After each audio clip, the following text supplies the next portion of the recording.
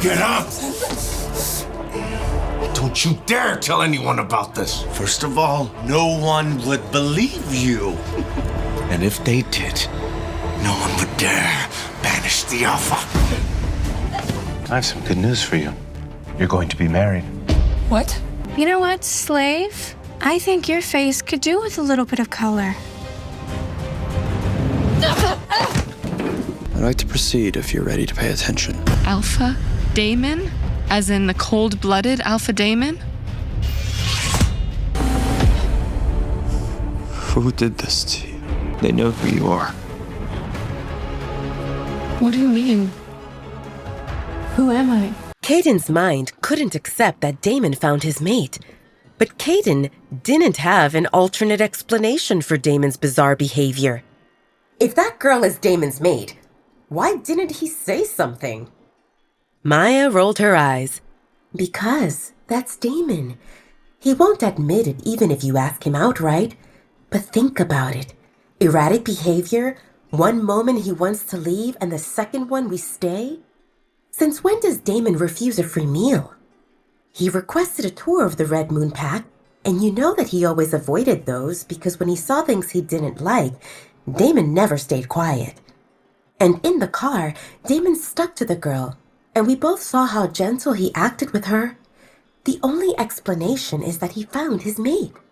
Maya pointed at the phone. Kaden, you know better than anyone how much Damon cherishes the Dark Howler's pack.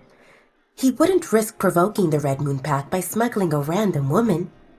She's either his long-lost sister or his mate. Kaden remembered how, when he met Maya, the only thing he wanted involved being with her, and nothing could get in his way, not even war.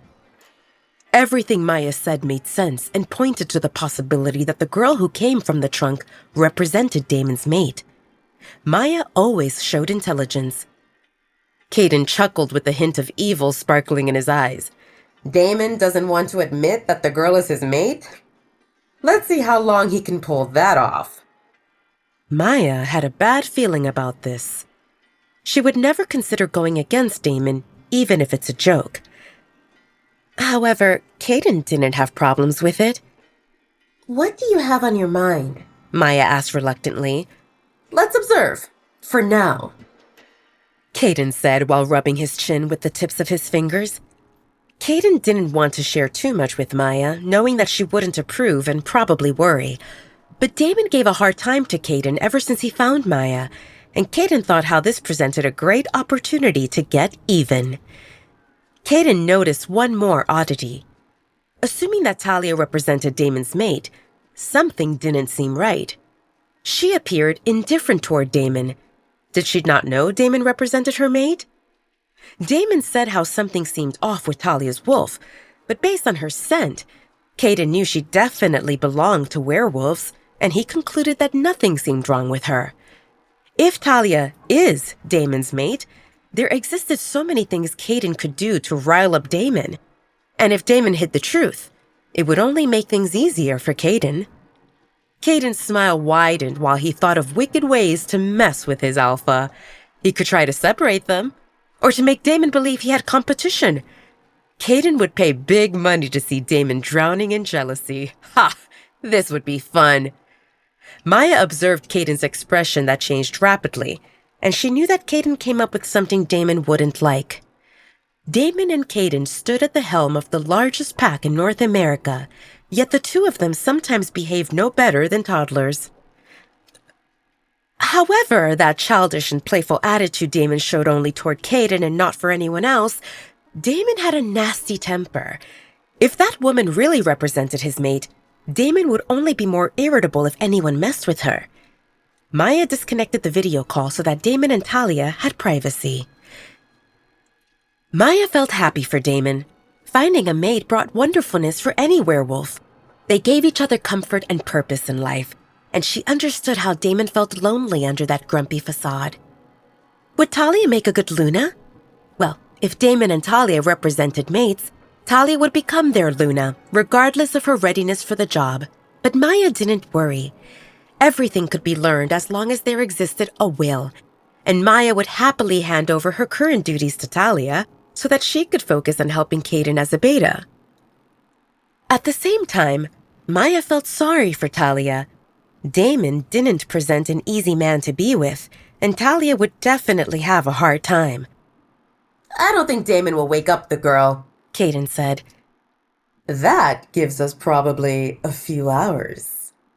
He wiggled his eyebrows mischievously while inching closer to Maya in slow motion. Talia dreamt that she stood in a forest. It appeared light and airy despite the massive trees that surrounded her. She picked up a delicious scent of dark chocolate, and her tummy rumbled. She felt hungry. Talia started moving about, trying to locate the source of that scent. It had been years since she ate chocolate the last time, and she really wanted to have some now. She walked slowly at first, but then she broke into a run as the scent became more potent, inviting her to enjoy the smooth, sweet delicacy. Suddenly, a tree appeared out of nowhere, and Talia slammed herself into it, just like in cartoons, with her arms and legs around it. "Ah!" Talia cried softly, and her eyes fluttered open. There existed no forest and no tree. Damn it. It represented a dream, a potentially tasty one. She wished that it lasted only a few more seconds so that she could get a bite or two of that delicacy that called for her. Maybe if she closed her eyes, she could resume that dream and find the source of that mouth-watering scent. Talia thought how something didn't seem right. She ascertained that she woke up, however, she could still smell the forest and the dark chocolate, and she definitely hugged something. Talia blinked, and her drowsy state turned into panic immediately. She found herself in an unknown room, and the thing she hugged didn't represent a tree, but a sleeping alpha. What the heck? Why did their legs lay one over the other? And why did his biceps serve as her pillow? Talia carefully removed her hands from Damon's body and tried to move away from him, only to realize that she couldn't move. Ah! His arm encircled her and she couldn't budge. She felt like crying. When Damon told her to come with him, he mentioned a room and clothes and food and a doctor, and there existed no mentioning of this. Hugging. Talia wondered, how did she find herself in this situation? The last thing she remembered involved dozing off in the back of a car. How did she end up in a room, in the bed, with an alpha holding her against him?